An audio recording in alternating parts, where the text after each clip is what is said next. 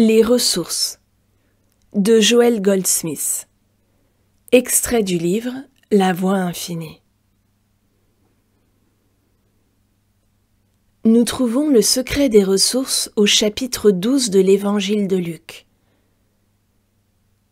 Jésus dit ensuite à ses disciples : « C'est pourquoi je vous dis, ne vous inquiétez pas pour votre vie de ce que vous mangerez, ni pour votre corps de quoi vous serez vêtus.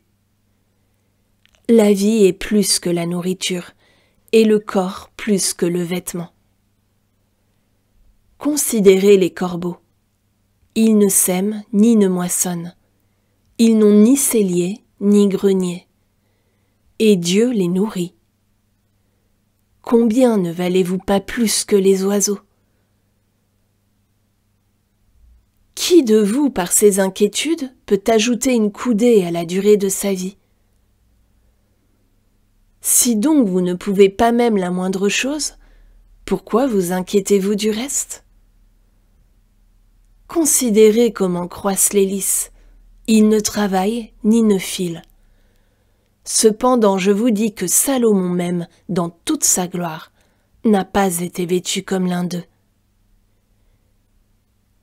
Si Dieu revêt ainsi l'herbe qui est aujourd'hui dans les champs et qui demain sera jetée au four, à combien plus forte raison ne vous vêtira-t-il pas, gens de peu de foi ? Et vous, ne cherchez pas ce que vous mangerez et ce que vous boirez, et ne soyez pas inquiets. Car toutes ces choses, ce sont les païens du monde qui les recherchent. Votre Père sait que vous en avez besoin. Cherchez plutôt le royaume de Dieu, et toutes ces choses vous seront données par-dessus. Ne crains point, petit troupeau, car votre Père a trouvé bon de vous donner le royaume.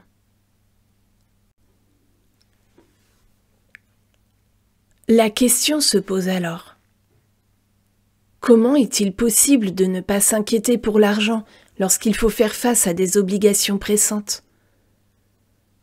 Comment pouvons-nous faire confiance à Dieu quand, année après année, nous sommes confrontés à ces problèmes financiers, alors qu'en général, nous n'avons fait aucune erreur ? Ces passages de Luc nous disent clairement que la meilleure manière de résoudre nos difficultés est de ne pas nous inquiéter des ressources, qu'il s'agisse d'argent, de nourriture, de vêtements ou de n'importe quoi d'autre, pour la seule raison que votre Père a trouvé bon de vous donner le royaume, parce qu'il sait que vous avez besoin de ces choses.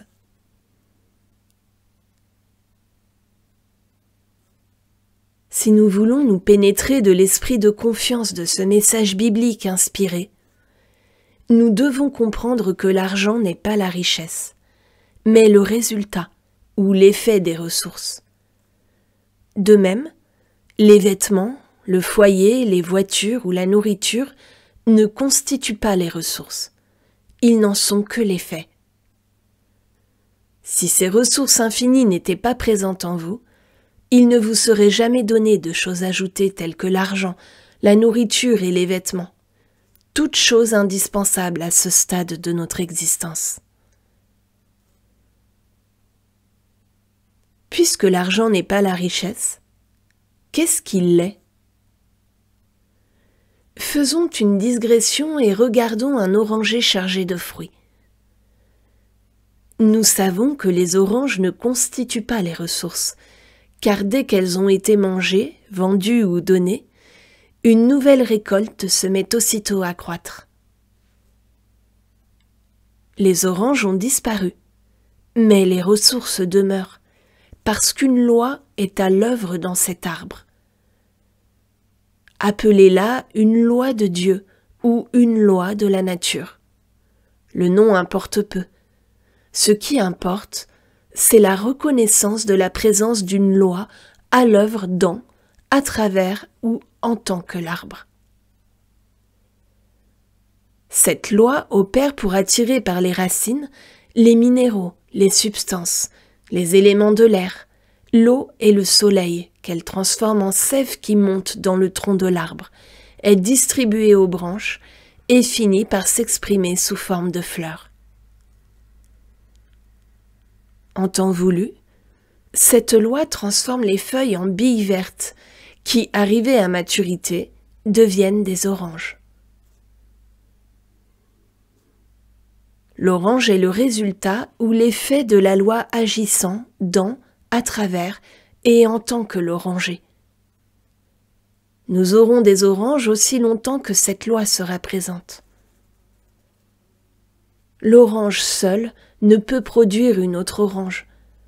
Ainsi, comprenons-nous que la loi est les ressources et que les oranges sont les fruits, le résultat ou l'effet de la loi. De la même manière, une loi est à l'œuvre en vous et moi, une loi de vie. Et notre prise de conscience de la présence de cette loi constitue nos ressources. L'argent et les choses nécessaires à la vie quotidienne sont les effets de la conscience que nous avons de l'activité de la loi intérieure. Cette compréhension nous permet de détourner notre pensée des choses du monde extérieur et de demeurer dans la conscience de la loi.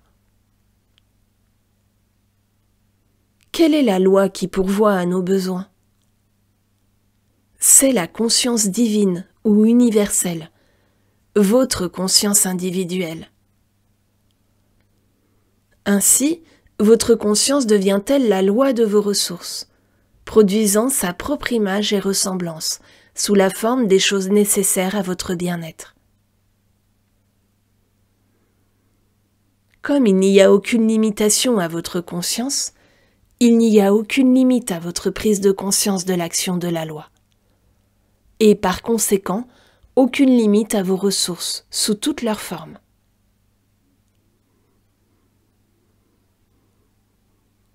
La conscience divine ou universelle, votre conscience individuelle, est spirituelle.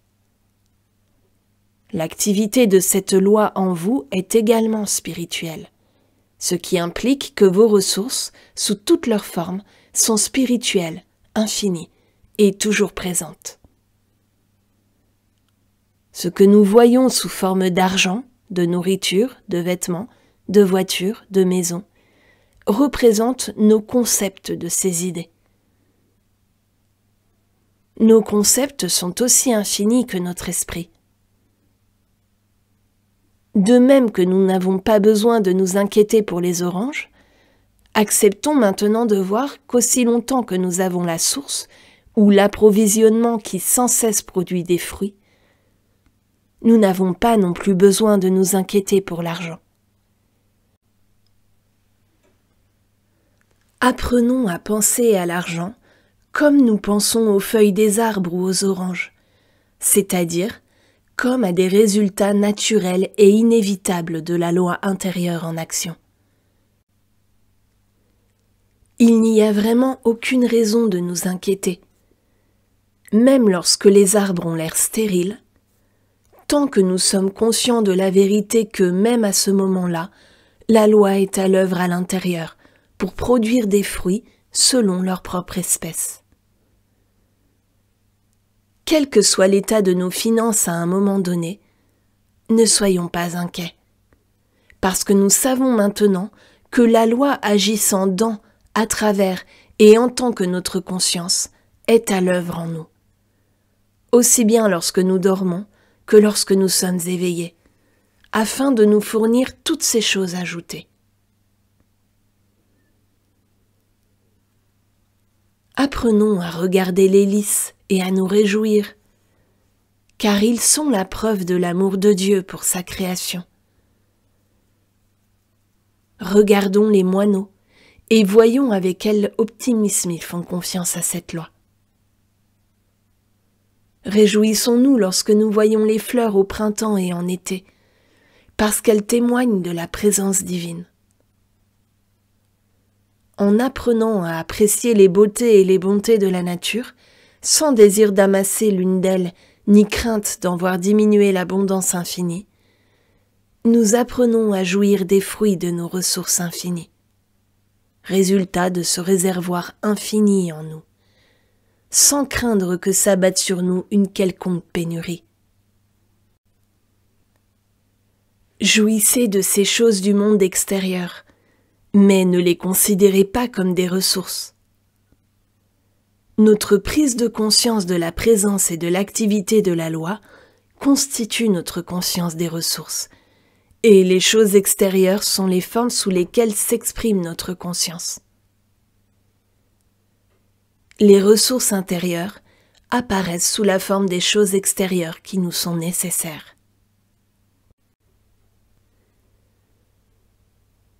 Nous disons qu'il est inutile de nous inquiéter pour nos ressources ou notre santé, et dans la seconde suivante, nous affirmons qu'il faut prier sans cesse, et que vous connaîtrez la vérité, et la vérité vous rendra libre. Même si elles semblent contradictoires, ces deux recommandations sont justes, à condition d'être bien comprises. La croyance dans le bien humain est toujours à l'œuvre, la loi des moyennes dont nous tirons le profit matériel. Dans la vente à domicile, la moyenne est en général d'une vente pour 20 visites. Dans la publicité par prospectus, la moyenne de retour est d'environ 2%. Dans la conduite automobile, on prétend qu'un certain pourcentage d'accidents est normal. Les compagnies d'assurance sur la vie ont un tableau d'espérance de vie, et d'après leur moyenne, elles peuvent vous dire à tout moment combien d'années environ il vous reste à vivre. Vivre humainement, c'est-à-dire laisser de jour en jour ces moyennes vous affecter et ces croyances agir sur vous, n'est pas vivre de manière scientifique. Tout cela fait partie des croyances de l'existence humaine, et à moins de faire quelque chose de spécifique à ce sujet, vous vous soumettez à ces prétendues lois de l'économie et de la santé. Ces suggestions, qui en fait ne sont que des croyances, sont tellement universelles qu'elles finissent par avoir une action hypnotique et agissent facilement sur ceux qui ne sont pas vigilants, entraînant des limitations.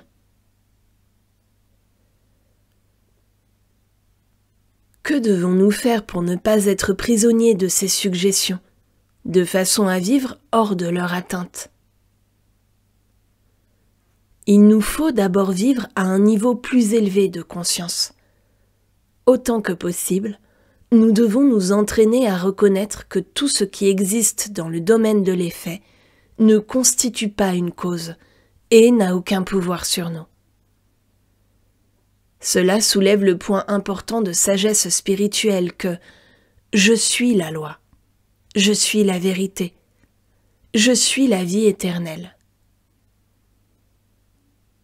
Puisque je suis conscience infinie et que je suis la loi, rien d'extérieur ne peut agir sur moi et être une loi pour moi. La seule chose dont nous puissions souffrir, c'est d'accepter l'illusion comme une réalité. Ce que nous appelons le péché et la maladie ne sont pas ceux dont nous souffrons. Ce sont les formes que prend l'erreur unique. Peu importe le mot que nous utilisons, ces formes sont hypnotisme, suggestion, illusion, apparaissant en tant que personne, lieu ou chose, en tant que péché, maladie, pénurie, limitation. Nous ne devons pas vivre comme si nous étions un effet sur lequel quelque chose agit. N'oublions pas de vivre comme la loi, comme le principe de notre être. Nous ne pouvons prendre possession de nos affaires qu'à partir du moment où nous réalisons qu'elles sont l'effet de notre conscience, l'image et la ressemblance de notre être, la manifestation ou l'expression de notre individualité divine. Alors seulement, nous pouvons être la loi sur ces choses.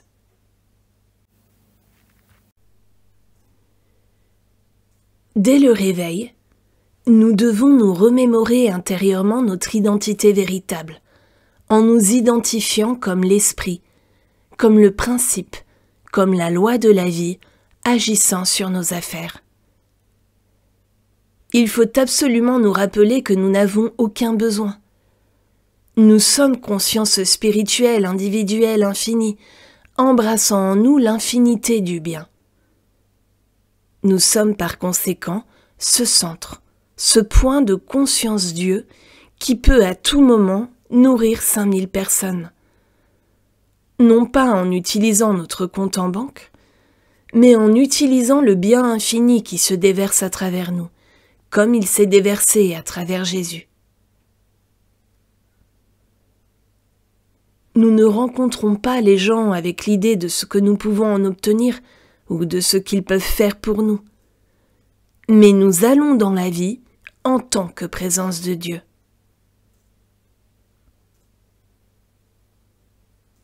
Au cours de la journée, quoi que nous fassions, des travaux ménagers, conduire une voiture, vendre ou acheter, nous devons garder à l'esprit que nous sommes la loi de notre univers, c'est-à-dire une loi d'amour pour tous ceux qu'il nous est donné de côtoyer.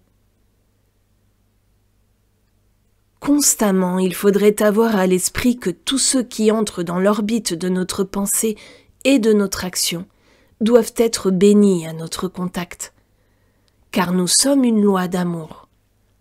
Nous sommes la lumière du monde. Nous devons consciemment nous souvenir que nous n'avons besoin de rien, car nous sommes la loi des ressources en action. Nous pouvons nourrir 5000 de ceux qui ne connaissent pas encore leur identité.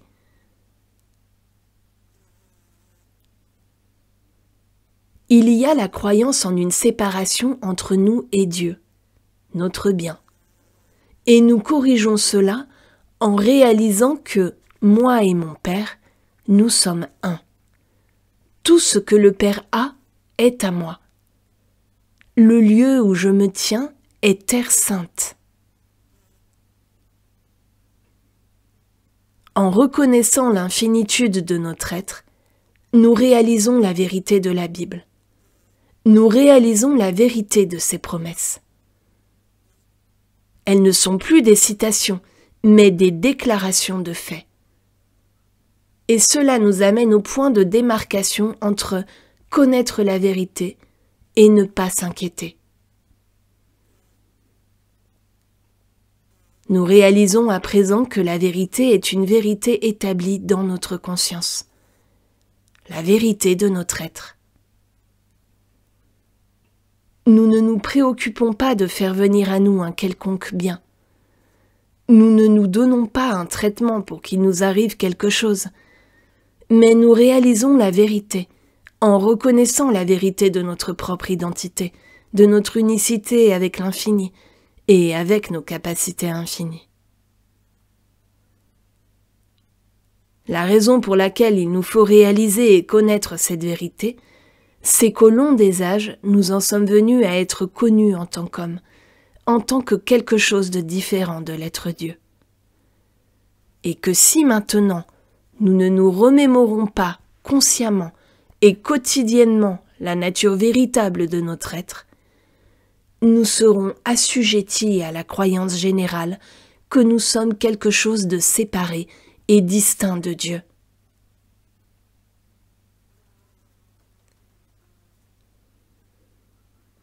Nous croyons être séparés de certaines personnes qui font en réalité partie de notre plénitude. Nous croyons être séparés ou distincts de certaines idées spirituelles nécessaires à notre accomplissement et qui peuvent apparaître sous la forme de personnes, de documents, de foyers, de compagnies ou d'occasions. Nous corrigeons cette croyance en réalisant que notre unicité avec Dieu constitue notre unicité avec chaque idée. Le téléphone en est une illustration. Grâce à lui, je peux atteindre n'importe quel autre abonné, n'importe où dans le monde. Mais je ne puis atteindre mon voisin de palier sans passer par le central téléphonique.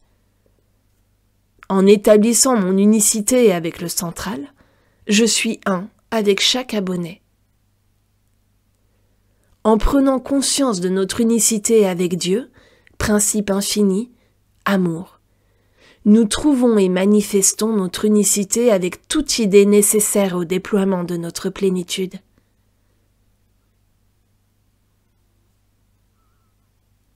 N'oubliez jamais que vous ne pouvez vivre de façon scientifique en tant qu'homme ou idée, mais qu'il vous faut réaliser que vous êtes la vie, la vérité et l'amour.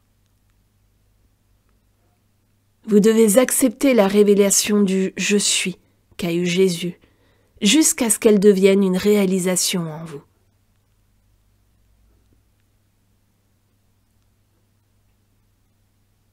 Cessez d'essayer d'appliquer la vérité. Tenter d'appliquer la vérité est l'action de la pensée humaine. La vérité est infinie, et vous ne pouvez donc l'appliquer à rien de particulier.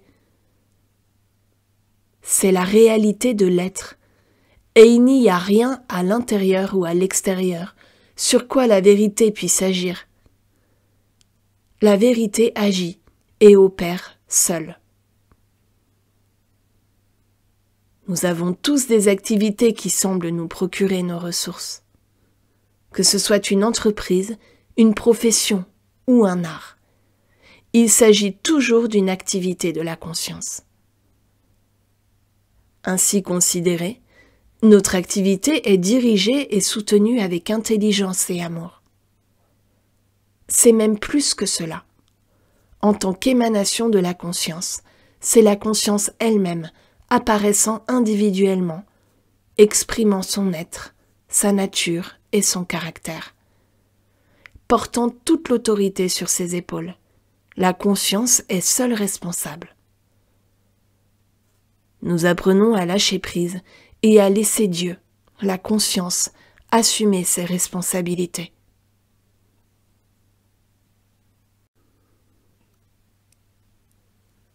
Dans la Bible, au chapitre 18 du premier livre des Rois, nous pouvons suivre les épreuves et les tribulations d'Élie. Nous devons bien comprendre que seule la conscience de la présence de l'Esprit, Dieu, en lui, pouvait accomplir ces grandes œuvres. Aucun pouvoir humain n'aurait pu les accomplir.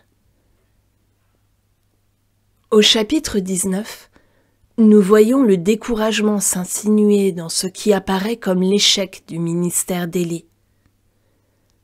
En fait, ce fut pour le prophète l'occasion de prouver que le pouvoir n'était pas celui d'un être humain, mais en réalité le pouvoir Dieu apparaissant sous les traits d'un homme, Dieu apparaissant en tant qu'être individuel. La nourriture préparée pour Élie sous le genévrier symbolise sa prise de conscience de la présence de Dieu apparaissant sous forme tangible. Ce chapitre 19 du premier livre des Rois nous conduit à ce grand message du verset 18. Mais je me suis gardé 7000 personnes en Israël, dont les genoux n'ont pas plié devant Baal, et dont la bouche ne l'a pas embrassé.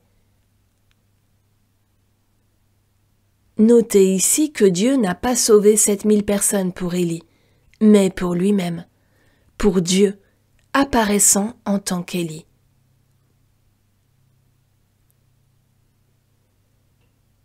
Quel que puisse être notre travail, que nous brassions des affaires, que nous exercions un métier ou un art, Dieu, la conscience de l'individu, a toujours gardé 7000 pour lui-même. Et si nous apprenons à écouter la petite voix tranquille qui a parlé à Élie, nous aussi serons conduits là où se trouve notre travail, notre reconnaissance et notre rémunération. Nous existons en tant que conscience individuelle. C'est pourquoi tout ce qui est nécessaire à notre accomplissement est inclus dans la conscience infinie que nous sommes.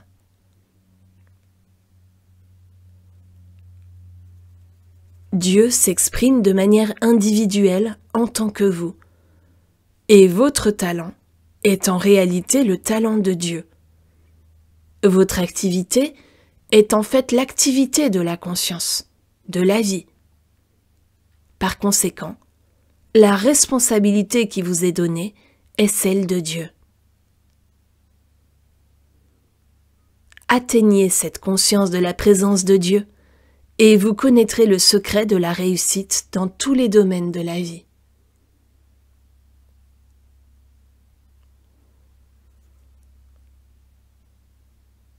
En tant que conscience spirituelle individuelle, 7000 ont été préparés à votre intention. C'est-à-dire que Dieu, la conscience de l'individu, la conscience que vous êtes, vous a donné vos talents et vos compétences, ainsi que l'opportunité et les récompenses. Tout cela paraît adapté à toutes les situations. Souvenez-vous toujours que Dieu, votre conscience individuelle, vous a préparé tout ce qui est nécessaire à l'accomplissement de votre expérience individuelle. Vous n'êtes jamais en dehors de l'harmonie de l'être de Dieu. Cultivez la perception de la présence de Dieu à chaque instant.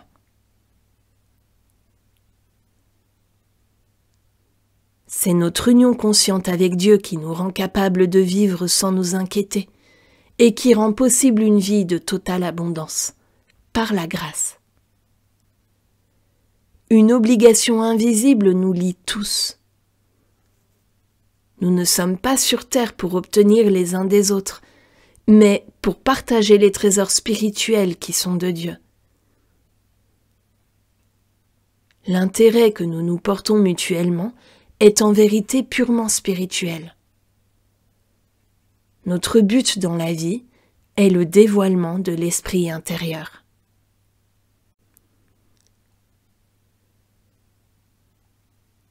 Lorsque nous atteignons une haute vision spirituelle, nous ne nous voyons pas les uns les autres comme hommes ou femmes, riches ou pauvres, grands ou humbles. Toutes les valeurs humaines sont englouties par notre intérêt commun pour la recherche et la découverte du royaume intérieur. Nous nous voyons les uns les autres comme des voyageurs sur le chemin de la lumière. Nous partageons nos découvertes, nos expériences et nos ressources spirituelles. Aucun de nous ne voudrait cacher l'une de ces choses à qui que ce soit.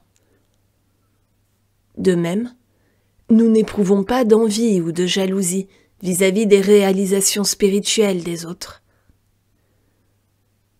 Réalisons, ne serait-ce qu'un instant, que tout ce que nous possédons, ressources, position, prestige ou pouvoir, santé, beauté ou richesse, est le don de Dieu.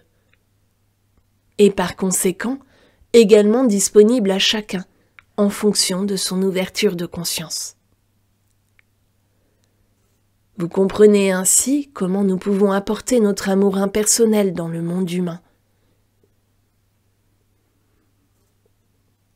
Comprenons une bonne fois pour toutes que tout ce qu'un individu possède, y compris ce qui apparaît sous forme de biens matériels, n'est que l'expression de son état de conscience, et qu'il est donc impossible d'envier les possessions d'autrui, ou même de les désirer. Lorsque l'on vit par la grâce, dans la paix universelle, la première étape consiste à comprendre que tout ce que quiconque possède appartient au Père. Autrement dit, que tout ce qu'il possède et possédera jamais est l'expression de sa conscience infinie.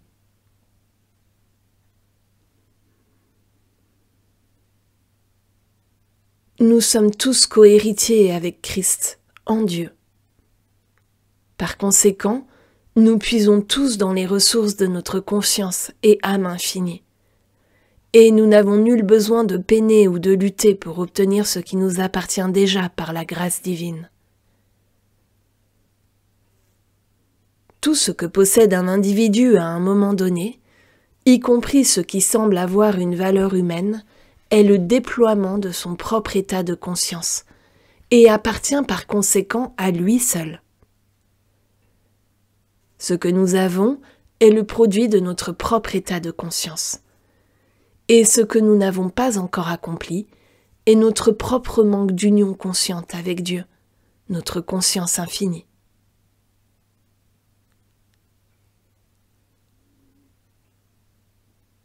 Nous pouvons avoir autant de tout ce que nous désirons si nous élargissons les frontières de notre compréhension et de notre réalisation. Rien de ce que nous pourrions obtenir de quelqu'un d'autre ne serait réellement à nous, même si nous le recevions légalement. Cela n'appartiendrait toujours qu'à celui qui en a la conscience. Ce qui nous appartient est à nous pour l'éternité, mais uniquement parce que c'est l'expression de notre état de conscience. Tout ce que le Père, ma propre conscience infinie, possède, m'appartient. La prise de conscience de cette vérité devrait rendre tous les hommes capables de vivre ensemble de manière harmonieuse, joyeuse et réussie, dans un monde uni, sans peur les uns des autres, sans avidité, sans envie ou convoitise. Ce serait le retour au jardin d'Éden. Nous vivrions sans nous inquiéter, c'est-à-dire par la grâce, dans la reconnaissance que la vie est le don de Dieu, le libre écoulement de notre conscience. Cela révélerait le lien spirituel invisible qui nous lie dans une éternelle fraternité d'amour. Cela résoudrait pour toujours le problème des ressources et établirait ainsi le règne de la paix sur terre.